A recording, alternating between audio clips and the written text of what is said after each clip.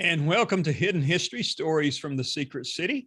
I'm Keith McDaniel, along with my co-host, Ray Smith. Good morning, Ray. How are you? I'm very good, Keith. How are you today? I'm great. Why don't you introduce our guest today? Well, I'll be glad to. I'm really proud that we've got Cameron Reed on here with us. He's the one that working together with me, and I was glad to do this. He started talking about the electricity being used in the Manhattan Project, and he didn't believe the mistake that's in Colonel Nichols' book about it using Oak Ridge using 1/7 of the nation's electrical energy. And he said, I'm going to do some research on that. And we had invited him to come to Oak Ridge, and he was traveling through and did. So I got to meet him, and I don't know how much I helped him on his research because he dug all of the records out of TVA and convinced himself that Colonel Nichols had misspoke, that he had said the nation when he actually meant what was used and produced by TVA. Cameron, I believe that's correct. Cameron lives in Nova Scotia, a beautiful place. Fanny and I visited there a few years ago and thoroughly enjoyed even going out to see where Anne of Green Gables story came from. And we enjoyed that. So I'm sure he's enjoying living up there. But he also is a college professor, has been for years. And I'll let him tell us a little about what he's doing now. And then we'll get started talking with Cameron about hidden histories from Oak Ridge. Cameron? Well, thank you for inviting me on today. This is a real treat to be able to contribute to a bit of this history. A little about myself. I'm originally from Toronto. I spent 25 years, however, living in Michigan, where I was a physics professor at Alma College, a small liberal arts college. And I was at Alma when I happened to visit Oak Ridge. And I began my life as an astronomer, which was, bigger sized explosions, I guess. But many years ago, when I read Richard Rhodes' book on the making of the atomic bomb, and it was just fascinating. And I think that, as somebody with a physics background, you couldn't help but wonder, how did these things work? What was all the underlying physics? And how did the people at Los Alamos estimate critical masses and bomb yields? And how did the folks at Oak Ridge know how many Calutron tanks they would need to build and this sort of thing? So I just began digging into the physics of this, and then you realize the rabbit hole goes very, very deep. And I think no one person I think the only person that ever had an overall view of the Manhattan Project was General Groves. And but it's fascinating physics, and so that kind of morphed into my my main research area, publishing pedagogical papers and books on the physics and history of the Manhattan Project. And if we have time later, I have a couple slides, including one that addresses that question about the 1/7 of the electricity. And I can't help but wonder if Colonel Nichols was looking for a promotion. But we can get to that later. Anyway, I'm now formally retired and living in the Halifax, Nova Scotia area. This is where I met my wife many years ago, and I'm keeping out of trouble by teaching some classes at local universities, and have an editing position with a physics journal, and I'm still working on some publications of my own. So that keeps me active. Well, thanks, Cameron. I'll hold up one for the folks to see. That's a book that you recently published, I believe, and I'm enjoying reading that. And you've done some other work. I know you've published in other scientific journals and those sorts of things. So we're glad to have you with us here today. Oh, thank you. So let's start by talking about your visit to Oak Ridge when you came through and you spoke for us at the Oak Ridge Heritage and Preservation Association. We enjoyed that. So just tell us about that. I think was your first time to visit Oak Ridge. First and only, and I have fond memories of that. And you hosted me, and I recall you driving me around the periphery up on a ridge. I can't remember the name of it now, but so we could look down on the complex, and it was fascinating. And up there on one of those ridges was a display with a diffusion tank, this monstrous diffusion tank. And one of my fondest memories is Bill Wilcox, who just was amazing. Just had an encyclopedic knowledge of the place, and he would drive around at breakneck speed in this massive Buick that he had. But he was just full of information, of course, and had worked at K25 for many years. And at the time, that was being demolished, and but we could see from a distance the last remaining section of the plant that was being demolished. And I remember thinking, what a shame that some of it couldn't be preserved, because that was such a remarkable engineering achievement. It's probably never really been duplicated. And no, let me interrupt you there just a second. I can't miss this opportunity. Yeah, Bill was great, and I'm sure you enjoyed being with him. And he loved K25. He talked a lot about it, and he helped us preserve many of the artifacts there. And you'll be glad to know that in February, the last week of February in 2020, we opened the K25 History Center. It is a really good museum right at the base, the south end of the U footprint that's left of the building, the K25 building, largest building in the world under one roof at the time, they say. But at any rate, that History Center is located there now, and that footprint is a part of the Manhattan Project National Historical Park. And the footprint is being preserved with, there'll be wayside markers there, and people can actually go out and experience the size of the building by walking on the footprint. But I just wanted to plug that K25 History Center. It opened in February, then had to close because of COVID, but it's now open again. It's being operated by the same folks that operate the American Museum of Science and Energy. And that museum is now being managed by the American Museum of Science and Energy Foundation. And we're able to do some things that we've not been able to do in years past because of it being associated with that private organization, nonprofit organization. So the next time you come to Oak Ridge, I'll take you to the K25 History Center. I was just thinking I'm going to have to schedule a return visit. Yeah. And since you mentioned the museum, I was given a tour through the museum by a woman who worked there, and I think was the director, but her name escapes me now. But they had some marvelous displays. And I remember in particular looking at, I think they had the Chianti bottle from Enrico Fermi's CP1 reactor with the autographs of the various people who were present. And there were some artifacts like that were just, sometimes it's the smallest thing that can be, in some ways, I find get the greatest emotional response. An example of what you're talking about is what they call the short snorter. You ever heard of that?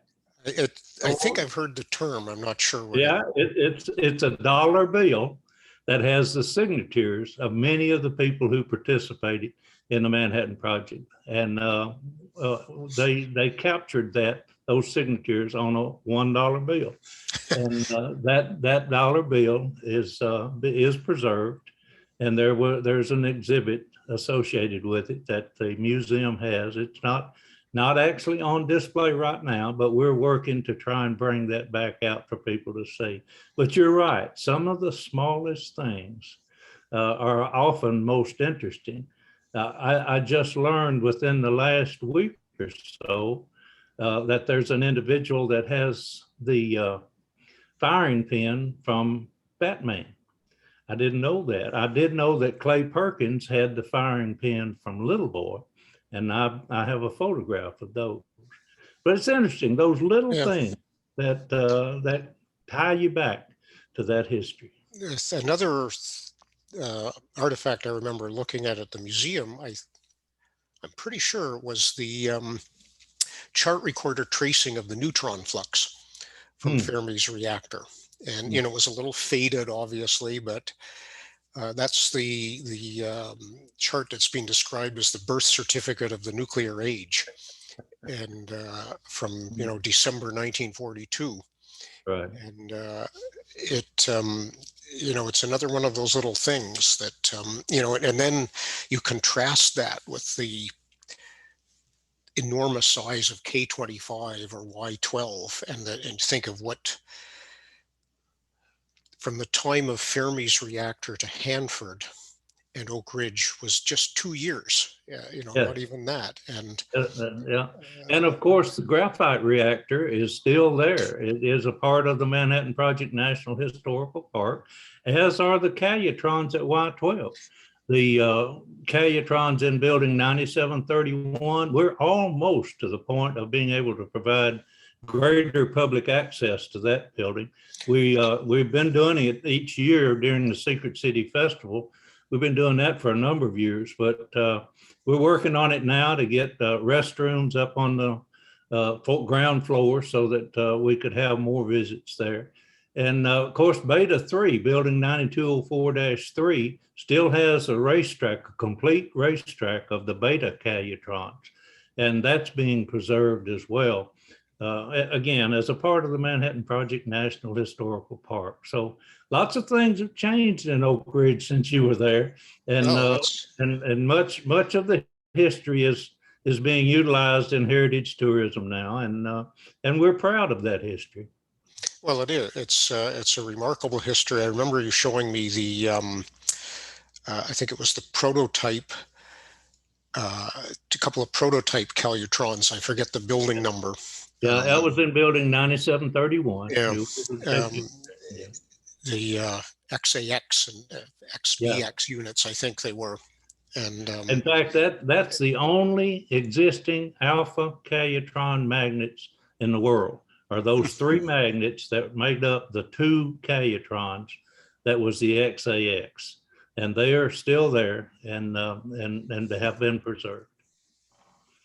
It's remarkable. And so if any of your viewers or listeners have not had the opportunity to see some of these things, boy, it's worth it. And it's it just brings home to one the scale of what went on, and then multiply that by Hanford, multiply it by Los Alamos. And it's was a remarkable achievement.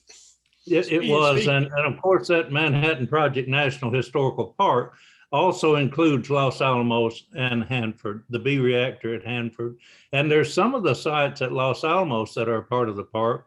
They're not as easily accessible, but we're hoping they will be at some point. And so the park includes all three locations, not just Oak Ridge. Speaking of electricity and calutrons, tell us the story about how you got interested in correcting the discovering the mistake or correcting the mistake that Colonel Nichols had said about how much electricity was used in Oak Ridge during the Manhattan Project. And you can share your screen if you like. I think I'll set you up where you can. Yeah, I will try doing that. Let's see what happens here. Okay. Are we still on? We are, and I see your slide fine, so go right ahead. Well, it started, I had always been a little suspicious of that 1/7 of the electricity in the country number, which I think originally I read in Rhodes's book, because it, you know, in the middle of the war, that struck me as just, you know, truly outrageous. So I kind of backed into it, I guess, because I got interested in the history of how did they come to use all of this silver for magnet coil windings. And there is part of the Manhattan Engineer District documents you can get from the National Archives has a chapter on that. And so it was one of those things that's almost in the grand scheme of the project, almost a sort of a footnote, but is sort of interesting.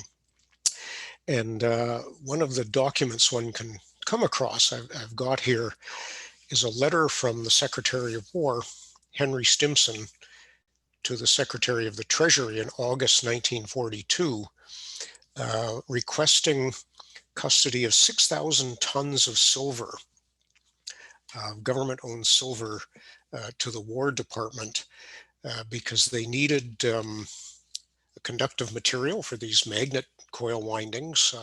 Copper, of course, was a high priority commodity in the war for shell casings and electrical work. And so they wanted they needed something that could substitute for the copper, but not draw attention to using copper reserves. And so the Secretary of War just relates that it's needed for a highly secret matter. And so that became the first request of what would turn out to be about 14,000 tons of government-owned silver bullion that was melted down and made into magnet coils. So I have a few slides here that sort of summarize this program. And so they began then soon thereafter in a depository in West Point, New York, where the government kept bullion bars of silver. And this photograph is lifted from Life magazine sometime in 1942 with these strong young guys stacking these bars of silver. Eventually they used about 400,000 of them, about 70 pounds each, to be melted down and formed into magnet coils. I love this picture because the guard on the right there, it reminds me of Alfred Hitchcock. This looks like something right out of an Alfred Hitchcock movie where he's standing guard there. So the bars were withdrawn and then eventually melted down and cast into or rolled into magnet coils of various sizes for use at Oak Ridge. And as everybody in Oak Ridge knows, they went into these into the calutrons in these racetracks. And so when I show these pictures to my students, I point out that these rib-like structures in the calutrons are the magnet coils, which I'll get to in a moment. And between them are the vacuum tanks, which were these C-shaped vacuum tanks through which the uranium ions would be shot, experience the magnetic field, and separate according as their masses. And then they could extract the precious U-235. So a sense of scale of the thing here is given by the stairway. So these things are about 100 feet from end to end. And eventually some 1,100 vacuum tanks were constructed. Largest evacuated volume in the world at the time. And so to extract the separated uranium, the tanks could be withdrawn on a gantry into a basement floor below the calutrons, as you see on the right here. And then they could wash out the material and extract the grams of uranium-235 that would be separated there. So it was a massive undertaking to ultimately extract just tens of kilograms of uranium for the Hiroshima bomb, uranium-235. I got ahead of myself a little bit because before constructing these things, these magnet coils had to be constructed. And so the silver was rolled into strips on sort of reels. And in this somewhat grainy photograph here, then sent to a facility of the Ellis-Chalmers Company in Milwaukee, where they were wound into the magnet coils. And you see a square, probably an alpha-1 type magnet coil being wound here. These things were about 9 feet on a side, roughly. So if there's any students watching, these aren't your usual desktop laboratory magnet coils. And you can see it from the scale from the person in the foreground there. So they wound some 900 odd magnet coils, which were then shipped to Oak Ridge to be put into these various calutron tracks. And some of the silver also used in electrical bus bars. And in the previous slide, this linear structure that runs across the top, inside there is about a square foot solid silver conductor to provide electricity to the magnet coils. So the electrical consumption was just enormous. I'll get to some numbers on that in a few minutes. And then that would feed down into these various magnet coils, which would then go by rail to Oak Ridge. And the next slide shows a post-war picture of some of the coils ready to having been removed from the calutrons and getting prepared to go back to the Treasury Department, all of which was ultimately returned many years later. But it gives you a sense of the size of the thing.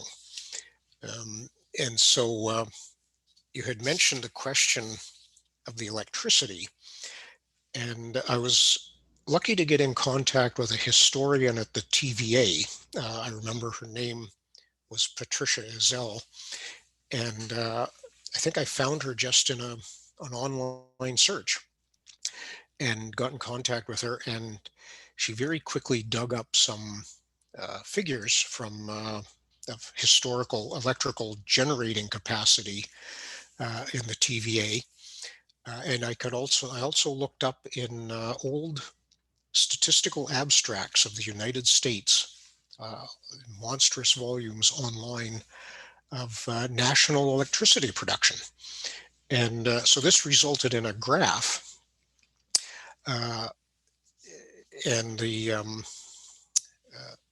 as to Oak Ridge and Y12 in particular, the Manhattan Engineer District documents gave monthly breakdowns of electricity consumption in millions of kilowatt hours. To put this in perspective, a good-sized house might use 1,000 kilowatt hours per month. And these guys were using hundreds of millions of kilowatt hours per month.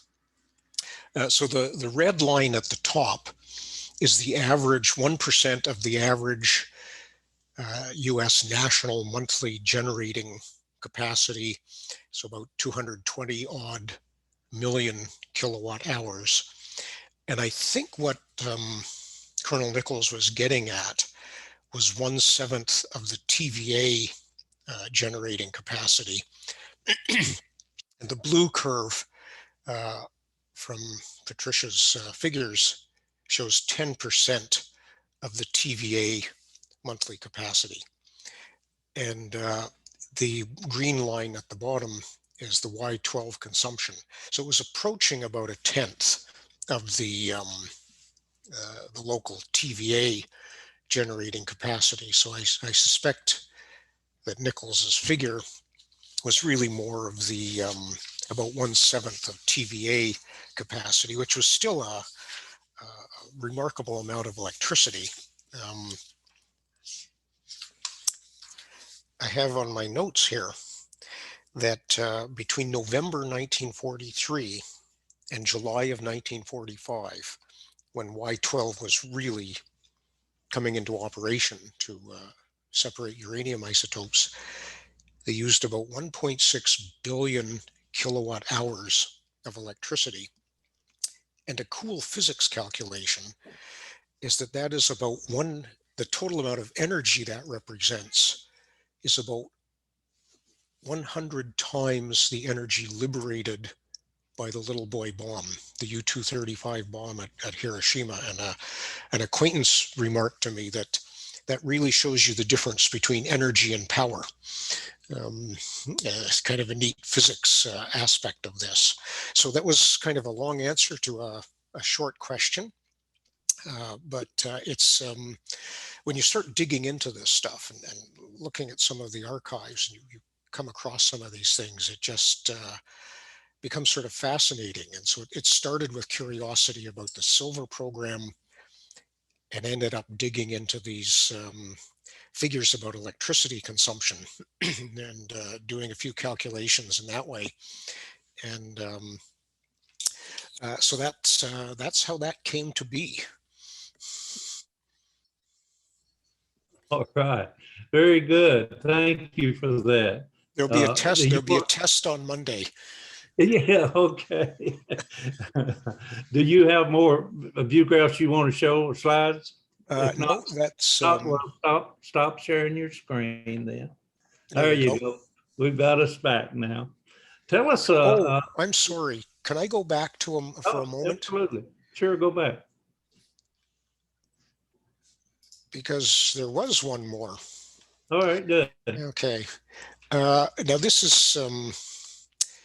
is probably getting a little carried away. There we go. Okay. Don't worry, I won't go through everything in detail. But there's extensive documentation on this silver business. And so I tried to reconstruct, not completely successfully, where it all ended up. And so this flow chart summarizes as well as I could the poundages involved. And so withdrawal from the Treasury Department, 29 million pounds of silver, 29 million and change. And what's kind of remarkable about this, they lost a little bit in casting operations and machining operations, as you might imagine. It was first formed into billets, cylindrical billets, but they ended up casting into billets about 1.5 million pounds more than had been withdrawn from the Treasury. And that's because every machine and factory that was involved in this was scraped clean.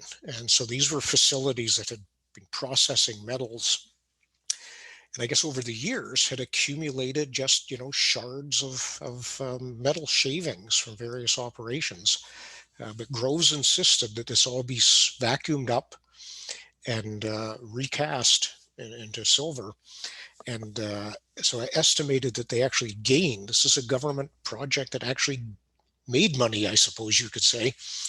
They gained about 1.5 million pounds of silver in these operations. And so these things were first cast into billets, rolled into coils. One of the other calculations was that the coils that these billets were rolled into, not yet the magnet coils, long strips, would have reached from about, if laid end to end, would have reached from about Washington to Chicago. These coils then shipped to Milwaukee, where they were rolled into the magnet coils or sent directly to Oak Ridge for use in the bus bar. And basically I had to fudge. I wouldn't pass my accounting degree here because you could find different figures in the documents, slightly different figures in different places from different reports written by different people at different times. But what's kind of remarkable here is that the total estimated loss was only about 5 tons out of the 14,000 that they withdrew from the Treasury, some 10, 11,000 pounds, but that was way more than offset by what they gained from their recovery operations. Because Groves insisted that this stuff be accounted for practically to the ounce. the Treasury measured their weights in troy ounces, and that's how they wanted the accounting done. So I'm sorry I interrupted you there. I will stop my screen sharing. Okay. That reminds me of the story that goes along with Colonel Nichols going to Undersecretary Bell and telling him that how much silver was going to be needed. And he told him in terms of several thousand tons. You mentioned 6,000 in Stimson's letter. But the Undersecretary Bell said, Colonel, you don't understand. Here at the Treasury, we don't measure silver in terms of tons. We measure it in terms of troy ounces. And Colonel Nichols is said to have figured on the back of his envelope and said, well, I need about 300 million troy ounces. According to my records, Cameron, what they actually got was 14,700 tons of silver. Now, that silver came to Oak Ridge, as you've described. You did a wonderful job telling how it got here, because I never understood that, but I do now because of your work. But when you saw those XAX Calutron magnets, those magnets were copper at the time you saw them, but they were silver up until 1970. They kept the silver, although they took it out of the other Calutrons. You saw that, showed that picture of them sitting out in what we call Silver City at Y12. And that man that was standing in that picture is he was a person that actually helped to hire me and was my supervisor for a number of years. And that silver was sent back to the Treasury.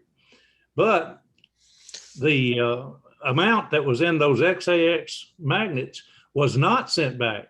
And each year they would send a letter saying it's too important, we can't shut it down. Now, what they were doing is they were separating all of the elements in the periodic table that could be separated into stable isotopes, all of them. And they did that up until actually 1974. In 1970, they stopped, took those magnets out, took the coils out, the silver, and sent 67 tons of it back to the Treasury, rewound them in copper, put them back in, and operated them for another 4 years before they finally shut them down. But those Calutrons that you saw were the ones that kept the silver there until 1970. Wow. That's really quite incredible. Yes, it is. And I think that story is just kind of representative of so many points in the Manhattan Project where there was some problem that just looked like it was going to stymie things. Somebody comes up with an ingenious solution. And so many things that when you think about how many things could have gone wrong at Oak Ridge and Hanford and Los Alamos, they came up with ingenious solutions. And of course, they were motivated by this existential threat. But it was remarkable to me just how many things went right and how many ingenious solutions were come up with, and the engineers at Oak Ridge and Hanford over designing things because they knew that in a new technology you better plan for a 25% overcapacity. And it ended up saving the day in many cases. And so many things. Cameron, we really have General Groves to thank for that. You mentioned how he insisted on them tracking that silver and catching all of the scrap that came from the processes. He understood the important impact of what he was doing. I think, although he wasn't a scientist, he knew how to hire scientists that did know what they were doing. But overall, you mentioned he may have been the only one that fully understood. Could very well be that not only did he understand what he was attempting to do and the importance of it, he understood the importance of documenting it and capturing it.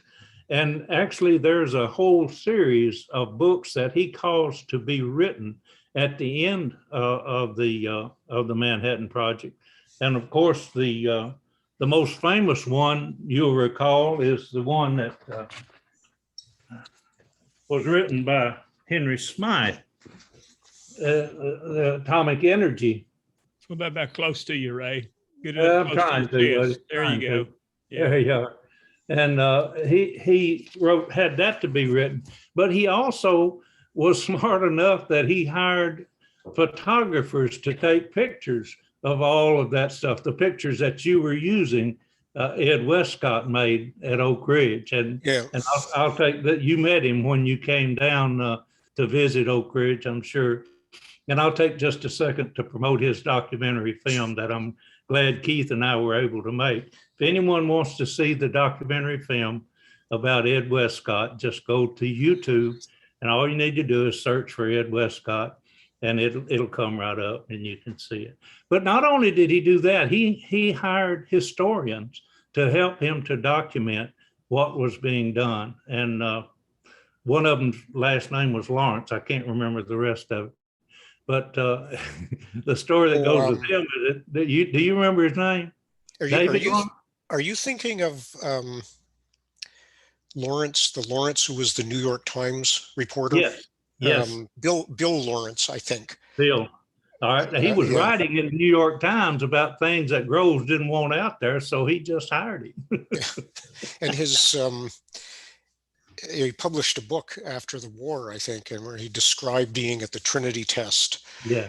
And I think flew as an observer on one of the bombing missions. And it's the prose is a little purple, but you get a sense of this is a guy who was there. And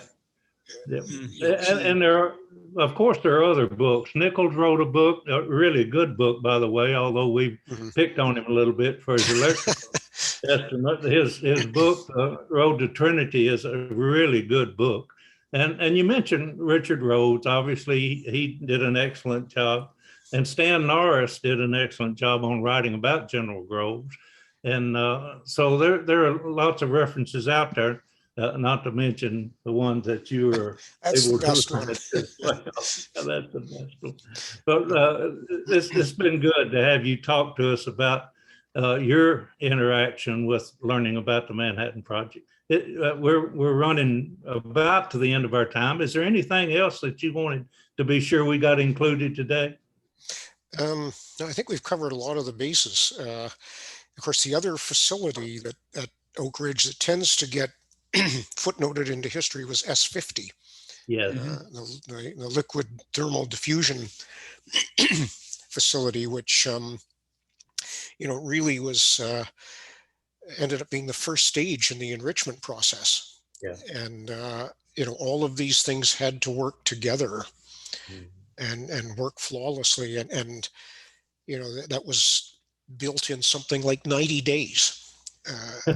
The story, Cameron, the story that I tell about that, I'll plug in here. General Groves went to the construction contractor and said, I need a thermal diffusion plant. I need it built right by this steam powered generating plant, largest in the world at the time, but they didn't have the barrier material ready for the gaseous diffusion process. So they really couldn't use that. Robert Oppenheimer had told him, said, look, you've got that steam there and the Navy is experimenting with thermal diffusion. Let's build a thermal diffusion plant, because the hardest part of separating that U-235 is that first, getting it from 0.7% up to 1%, 2%, or 3% is the most difficult part. So he said, let's do that. So Groves went to the contractor, M.H. Ferguson, said, look, we need to build a thermal diffusion plant, and I need it built in 90 days. The guy looked at him and said, that's impossible. It can't be done. Groves looked him in the eye and said, you've got 80 days.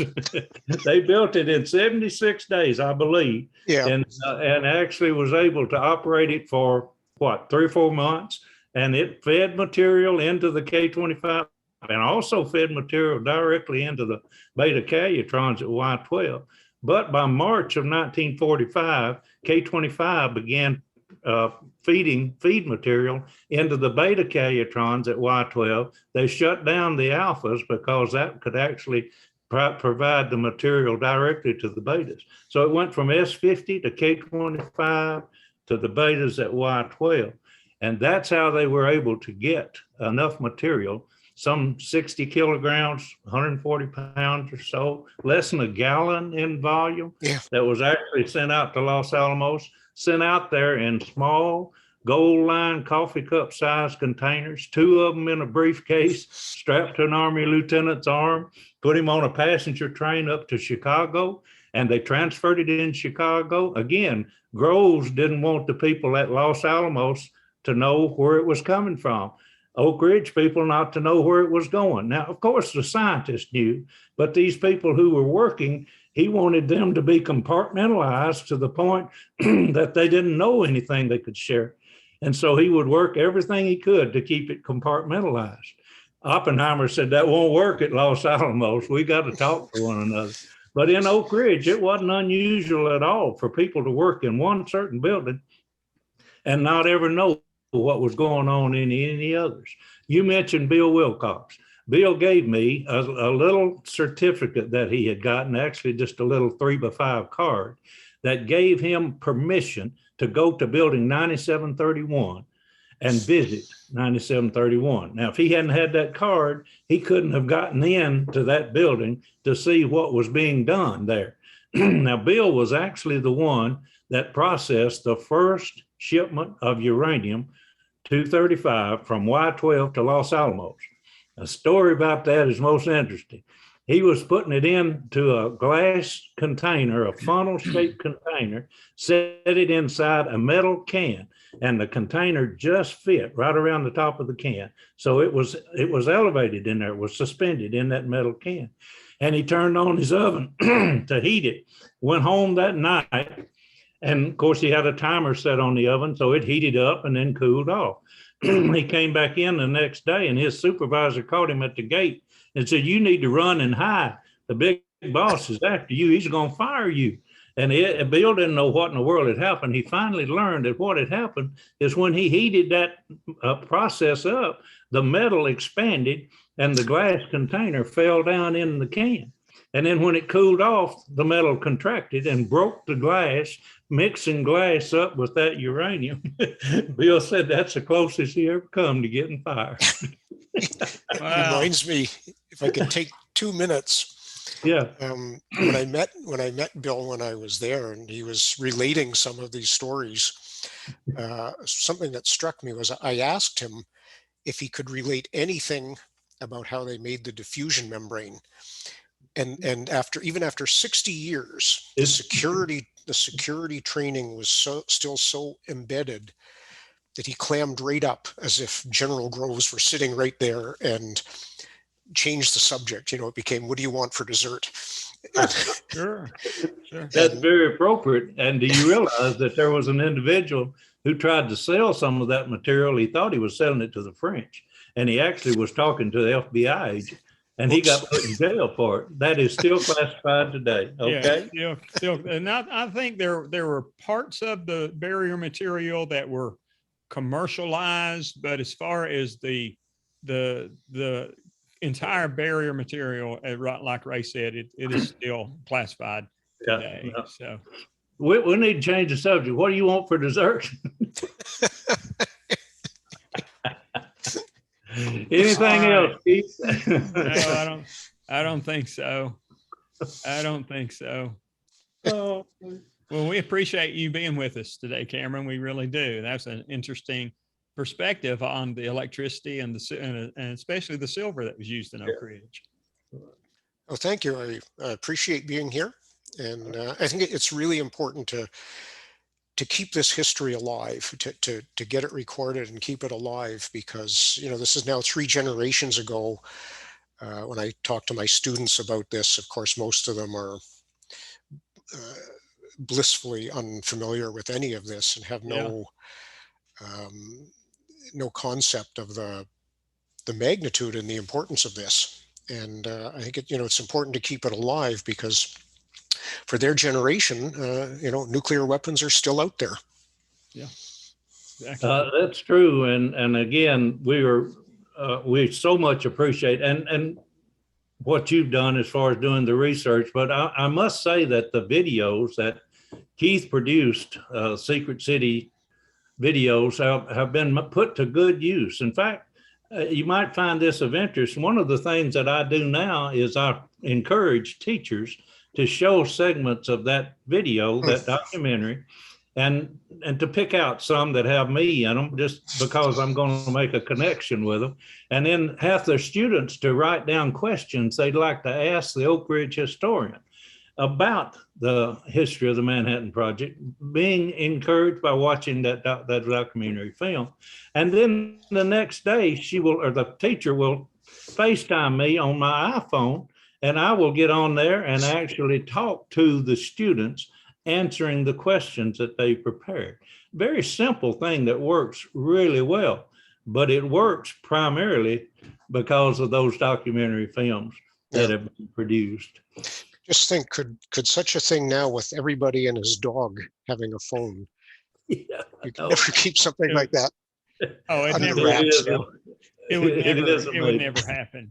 No, it never happened. Well, I want to do one other thing. Again, Cameron, thank you for being here. But I want to do one thing for my good friend Keith.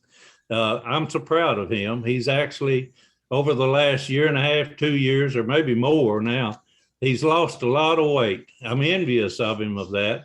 And he's put together this book that tells about him losing 130 pounds and keeping it off with a low carb diet. Keith, anything you want to say about that book? Oh, it started, it'll be 6 years ago in March when I decided to lose some weight. I wasn't at 300 pounds, but I was knocking on the door. I mean, I was really close, and I wasn't getting any younger. And I said, I'm not going to let myself do that. So I did research, and I didn't choose any particular diet. I just did my research and said, I think this will work for me. So I figured out something to do. And sure, it took me a couple of years, about 2.5 years to lose that weight. And I've kept it off ever since then, for the most part. As I was telling you guys before we started, the reason I wrote the book was last year, about this time last year, I got COVID, like so many people did. And I mean, it was bad, but it wasn't like horrible bad. But I got to thinking, what would have happened to me had I not lost that weight? And I'm not so sure that I would have survived or even come out of it as well as I did. And so I decided to write a book. I've produced 16 documentary films, but I've never written a book, and I always wanted to. So I wrote a book called My Low Carb Life, and basically it tells my story of my journey and why I did what I did and what I did. And it's not a diet book. It's more just I don't know how to write a book. So I decided that I was going to write it as if I was sitting across the kitchen table and telling someone a story. And so that's what I did. And but it does include, it does tell how I did what I did. And then at the end, I included some of my favorite low carb recipes that I've learned to cook over the last few years. So it's out now. I had a very limited press run of it, but if someone is interested and they would like to purchase one, I didn't even make its own website, because I run the Knoxville Film Festival, and I have I sell things through that. I just decided on the website, if you want to purchase a book, you can go to knoxfilmfest.com. And at the top, it says My Low Carb Life. Just click on My Low Carb Life, and it'll take you to where you can get one of those books. So anyway, it's just something that I wanted to do. I'm not intending to, promote it really heavily. It's one of those things. If people are interested in it, then they can find one, surely to goodness. So well, I've got a copy, as you can see, and Fanny is looking at those recipes. I don't know what in the world she wants me to lose weight for, but I think I'm going to be making an attempt at it. All right. All right. Well, Cameron, Cameron, thank you again for being with us today and sharing your insights and knowledge into the Manhattan Project. And Keith, it's good to see you again, buddy. To see you too. Have a good Christmas. Great, And thanks. Ray, who do we have coming up next? Do we have another one in December, Yeah. or is it going to be January? Well, I'm trying to set it up. It may be January before we get it done because of the holidays. Yeah. But I've got Dr. Judith Stauber. She's the founder of the Japan Institute in Los Alamos. And she is a good friend of Clifton Truman Daniels, President Truman's grandson. And they are working together on this Japan Institute. We had Clifton on just a little while ago, and he introduced me to, or Judith to me, wanting me to give her a tour of Oak Ridge. And I've done that and really enjoyed meeting her. And I think it'll be good to have her on. As soon as we can schedule it around the holidays, we'll get her on. And by the way, she's planning a trip to Japan to go to Hiroshima, Nagasaki, and Kyoto in 2023. I've already told her I want to go. And Cameron, if you're interested, I'll give you the information to come along with us. Of course, Keith, you're invited too. But we'll have Judith on the next session, I believe. And remember, we promised Cindy Kelly we had to cut her off about halfway through her story of her fabulous career with the Atomic Heritage Foundation. So we're going to bring her back on in January as well. So looking forward to continuing. After the holidays, we'll pick this back up and be going. Absolutely. Absolutely. All right, folks. Well, thank you for watching, and we hope you have a Merry Christmas, happy holiday season, and we'll see you next year. All right.